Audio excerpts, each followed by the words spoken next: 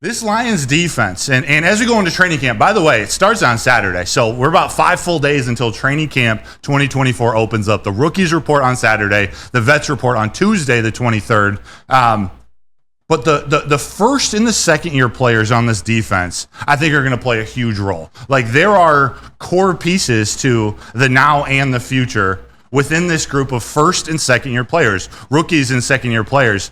Flynn, I want to ask you, who are some of your favorites, or how important is this group for the Lions? Not only the Lions defense to reach its peak, reach its pinnacle, but also for this team to go on a Super Bowl run. It's incredibly important. We all know that last year, the secondary, and I know that they weren't helped out a ton by some of the lack of pass rush other than Aiden Hutchinson, but the secondary struggled. There's a reason why the Lions and Brad Holmes, they decided to double up at corner.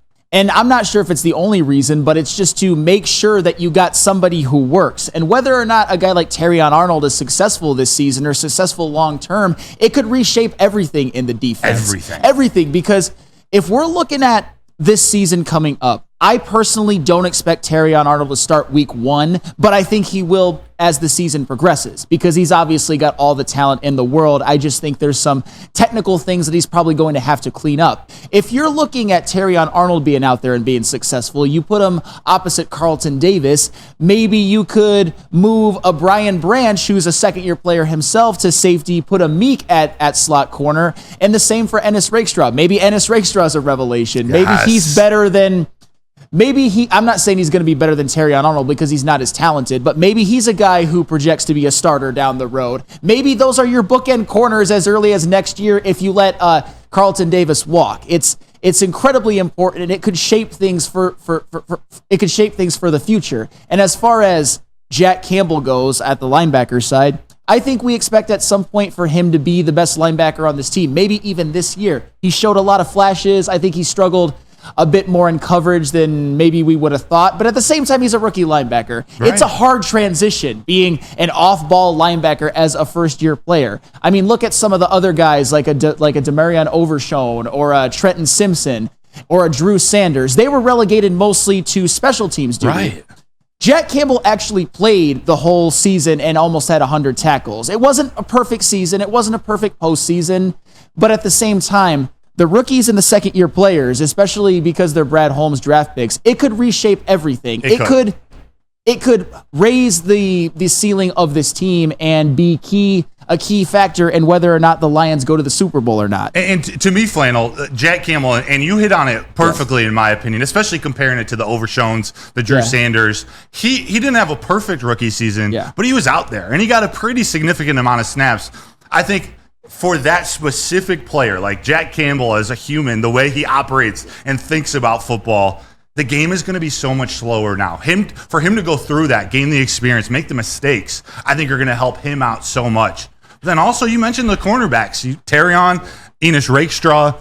We were talking when Carlton Davis signed about, okay, how soon are they going to sign him to an extension or maybe just add a year or two to his contract? They restructured it, but they haven't added to it. He's still on a 1-year contract. Amik's on a 2. So it's clear at least they're hoping that these two guys are their bookend corners for the future. But how you set it up now with those two, with Amik Robertson, Brian Branch, these safeties, there's so much versatility in that secondary, and that's just elevated because of the rookies, because you have Terrion and Ennis Rakestraw that maybe it's week 1, maybe it's week 8. They're going to be contributors and can play because they can stop the run too. They got to develop that corner. But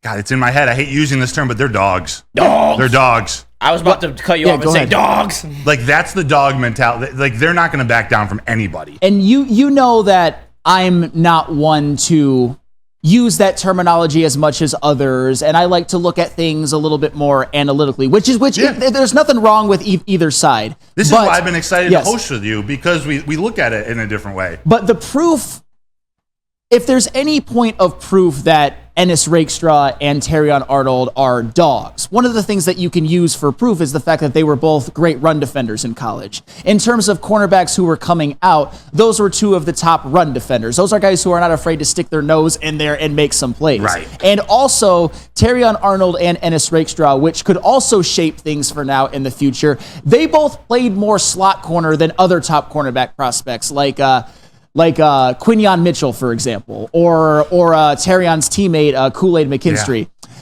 And that's the thing with the secondary as a whole, which is led by some of the younger guys. There are so many different lineups that you can envision for this team, at least even this year. I already mentioned, if Terrion starts, opposite Carlton Davis, you maybe put Brian Branch at safety, Kirby Joseph, Amik at slot, but if Terrion's not ready, maybe you put Amik as the corner and Brian Branch at slot, and then Iffy and Kirby at safety. But Amik was pretty good on the outside with the Raiders. He was very good. Yeah. But it wasn't just that. He was very, very good last year as primarily an outside corner. And then the previous season where he had snaps kind of evenly dispersed, he was very good as well. He wasn't a superstar or anything, but as a number 2 corner, I would feel okay about Amik at least starting the year as the starter. Of course, I want Terrion Arnold to become the starter as the year goes on, and then going into next year and the year after. But to kind of a transition onto this,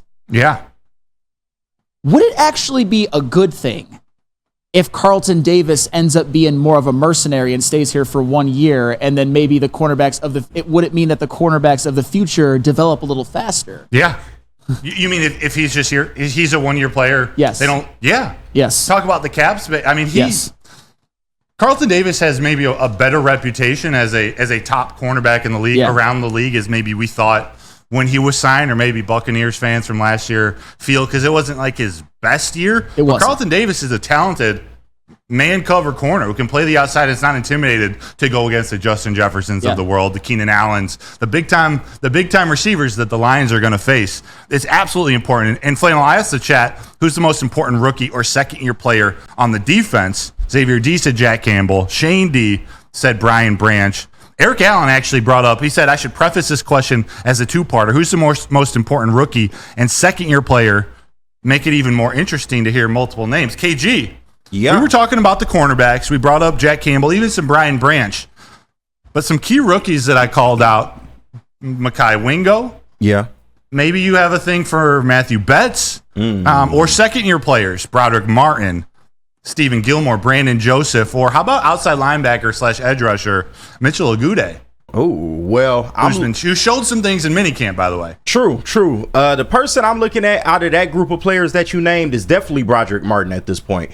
Last year, he was a nothing burger. Like, we didn't know what the hell was going on with this kid. I don't know if he had problems with footwork, weight, whatever the case may be, but he slimmed down a lot this year. And when you look at just what they did in free agency and through the draft, he's going to be depended upon as a backup, reserve on that interior defensive line. So I expect a big year from him. You see, he transformed his body. He's like pulling what do they call them? Trailers? Like in his backyard? He's an animal, man. He's an animal. I'm just really looking forward to training camp because we will get a real up and close look at what this kid has been working on throughout the year and maybe some of last year as well.